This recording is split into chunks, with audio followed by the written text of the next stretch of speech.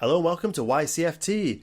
Today we're taking a look at some slasher films. We thought we'd do a list of 7 slasher films that you could watch this summer. Now this isn't a ranking video because a lot of them tend to have a lot of the same films in there. We also decided not to throw in any Friday the 13th films into this list, mainly because that would be too easy. It's obvious that they're good films to go and watch, so if you want to watch those, go watch those. But we are going to do a list of 7 slashers to watch this summer. Try saying that 5 times as fast. Our hope is that a couple of these films you guys might not have seen and might pique your interest. Number 1, The Burning from 1981, directed by Tony Maylam? Sorry. I'm always going to butcher names. Now this one, along with a couple on this list, we might have already done videos on in the past. So if you want a bit more of an in-depth look, you can go and do that. And this is one that we did last summer. Now this film, do you want a slasher with a functioning summer camp? We're talking campers. A few of them go on to become quite big names in the future. We've got counsellors that are decent at their jobs. Competent counsellors. They're doing activities. The place is functioning. That's what this movie is. And we have a killer who's based off an urban legend. Kills that got into a lot of trouble with censoring. Even banned in a few places. This film is a very fun ride and just a very, very good slasher. And if you haven't heard of this film, or you have and haven't watched it in a long time, we highly recommend giving this film a watch. We really liked it. Number 2, we have a very recent movie to the list. In fact, I think it's probably the most recent movie, In a Violent Nature. It was released earlier this year, 2024. Critics really, really liked this film. It's kind of something of a critic's darling. Written and directed by a guy called Chris Nash. It's a Canadian slasher. It is, for all intents and purposes, Friday the 13th, but from Jason's point of view. Obviously, the killer that we have in this movie is not Jason Voorhees. He is called Johnny. So they're not straying too far, necessarily, from Friday the 13th and the inspiration there. And it essentially follows, beat by beat, a Friday the 13th story. We have Johnny, who is an undead killer. He is resurrected, and he then proceeds to kill off local campers, teenage campers, one by one in very, very, very gory ways. It is something of a bit of a slow ride. I was a little bit hesitant at first about watching it. A lot of YouTubers that I trust, that I trust their opinions. Well, it was mixed, really. They said that they did enjoy the film. Some of them said that it was very slow. There's a lot of walking sequences.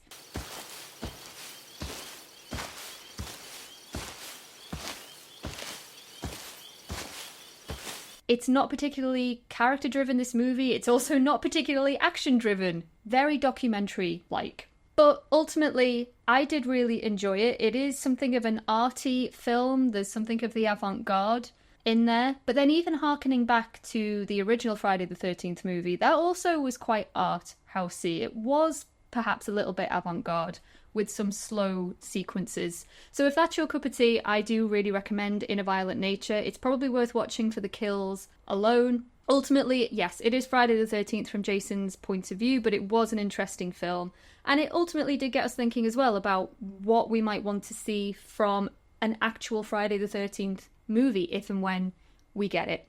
So all in all, I think it's worth a watch. It's not going to be for everyone, but still a decent addition to the slasher subgenre. Number 3, we have another recent film. We have Sick from 2022, directed by John Hyams. Hitting you with all the tricky surnames. This. I know. But probably more noticeably, it is written by Kevin Williamson of Scream. Now, this is an interesting one. So we have a group of characters who go to this very fancy, I don't even want to call it a cabin, it's just a home by the lake in the summer. And we have some killers that attack them in the night, trying to kill them. What is most notable about this one is it takes place during the pandemic. For anyone who lived through it, which will be most people watching this video, there will be a lot in here which will hit you in the memories of queuing outside of the shops, having to wear a mask, social distancing. Maybe you had a few people that were partying while you were following the rules. Stuff that would annoy quite a few people. And that is in this movie. And that is going to date this film in a very particular way. But it will resonate with a certain generation in a way that a lot of films just won't be able to. It's like when our parents would watch a film that came out and it was specifically related to something that happened during their lifetime. That is this film for us. but you also have some fun characters. It's a pretty cool, if not dated setting of, nice big house out in the middle of nowhere. But it's definitely an interesting ride and is another welcome addition to the slasher genre and another great piece of work by Kevin Williamson. It's just a shame that it went straight to Peacock and didn't get a cinema release. We've seen a lot of films that have been affected by the pandemic, but this is an interesting case of where the pandemic is a key player in the plot. Number 4, we're going back to the 80s. We have Sleepaway Camp. This was from 1983. This is another film that we have done a more in-depth review on. This is one of our earliest films as well. We are big fans of Sleepaway Camp, of the whole franchise. It's directed by a guy called Robert Hiltzik, who, much like the director from The Burning, I've not seen much, if any, of his subsequent work. But these slasher directors, they had a habit of just knocking out some slam dunk movies in the early 80s. As the title suggests, our setting is a camp for children. Similar to The Burning, we actually have children and kids present at the camp. That is an active part of the story. And we have a lot of very memorable characters. Characters that you love, characters that you love to hate. We have a deliciously unhinged killer with just a incredible twist ending. It never stops hitting you right where it should hit you. That final scene. We also have just some outrageous moments that will make you laugh out loud. Some of them might be intentional, some of them not so intentional because of the absolutely appalling acting on the most part from some of the actors. She's a real carpenter's dream. The lad is a board and needs a screw. That's enough. But it's a memorable addition for the killer alone, and also I suppose in terms of the debate that it continues to spark as well, that we talked about in our video, to do with gender politics and lots of other things as well. It's a really fun film and it does stay with you. And David really wants me to mention the fact that this film was clearly not shot over summer. So an interesting little tidbit: the production team had to paint the leaves and the trees green to give it that summer aesthetic. So if you do give this one a watch out for that. And I guarantee if you do watch the original, you'll want to take a deep dive into its equally batshit sequels. Number 5, we have Slumber Party Massacre. Not the original one. We are talking about the 2021 remake, directed by Danishka Esterhazy. Again, another difficult name just for me. This film continues the trend of every film in the Slumber Party Massacre franchise are being directed and written by women. Yay! We weren't very optimistic when watching this one, because we're not massive fans of the first movie. We really like the second one. We haven't bothered watching the third one. So we watched this one and we were pleasantly surprised. We have a really good story with some fun characters, with some really good kills. This film really goes against convention and probably subverted our expectations. It is a commentary on the slasher genre as a whole, and in particular our generation's obsession with true crime. And there are some twists and turns in here that I just did not see coming, and that is so rare. Usually slashers are quite predictable. This film isn't, and it was so refreshing. I just had a ton of fun with this, and the quality is just, it's up there. And I really want to go and rewatch it now that I've been thinking about it again. Yeah, improves on the original. It does improve on the original. So the original one was just trying to ride the coattails of Halloween and Friday the 13th. And it's an interesting film, but it is lackluster in a few areas, especially compared to its batshit sequel. This, to me, does improve on that original in almost every way. Number 6, we have a movie that we've just very, very recently done a review on. 2010's Tucker and Dale versus Evil. It's directed by Eli Craig. Now, this one was interesting because we debated for a little while as to whether to actually include it on the list, because it could be argued Tucker and Dale is not actually a slasher. It picks apart the slasher subgenre. It pokes fun at the slasher subgenre, which is also something that's quite hard to say. It's both a love letter and a spoof of slashers, of horror in general. There's a lot of homages to many different horror movies peppered throughout the movie. Our two stars are Alan Tudyk and Tyler Labine, who play Tucker and Dale, two hillbillies that live out in West Virginia.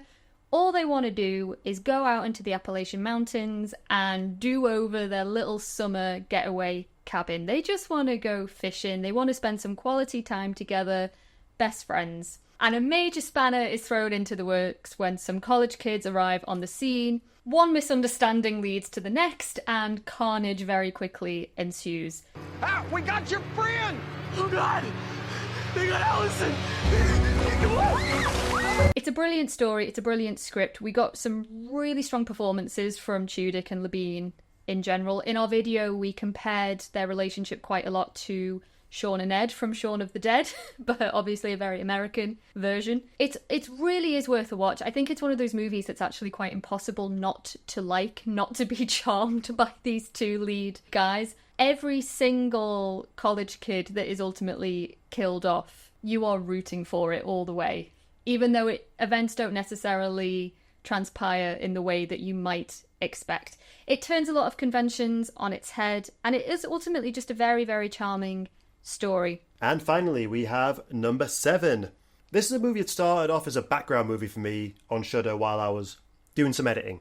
Yes, I like to watch movies while I edit. And I enjoyed it so much that I convinced Sam to watch it for her consideration for this list. And that movie is You Might Be the Killer, from 2018, directed by Brett Simmons. That's a nice, easy name. This movie stars Fran Kranz. Anyone who's seen Cabin in the Woods will know him. He plays the owner of this summer camp. There's a theme to these movies. He's getting the camp ready for the next batch of campers. He's got his counselors there. They're doing their counselor training. They're getting things organised. We do actually see flashbacks to the previous year where it's a functioning camp with campers in it. So it goes into that category as well, functioning summer camp. And the movie opens with him bursting into a cabin covered in blood. And he picks up the phone and rings his friend, played by Alison Hannigan from How I Met Your Mother, probably most famously, and American Pie. Buffy. Yep, Buffy as well. She works at like an art shop and video store, and between the two of them, they kind of work out that he might actually be the killer in this situation. But are you sure you're not the killer? It's a shame this one went to streaming, much like Sick. I think this one would have been quite fun to go see in the cinema. We've got some pretty fun characters, plays on a lot of the tropes of the genre. We've got a really cool possessed mask storyline going on, which is what leads to him, committing these horrific acts, all while being on the phone with his friend, and she's trying to basically explain to him how this is going to play out. They're trying to find a way out of it, trying to work out who's still alive because he can't remember from whenever he's got the mask on. The story is played out of sequence, which is also kind of fun when you, the audience, are also trying to piece things together. It's an interesting little film that I literally stumbled across, which makes me think that maybe a fair few people haven't seen this film, and I'm trying to make sure it doesn't just get lost like a lot of streaming movies do. Check this one out. It's a lot of fun. We really enjoyed it.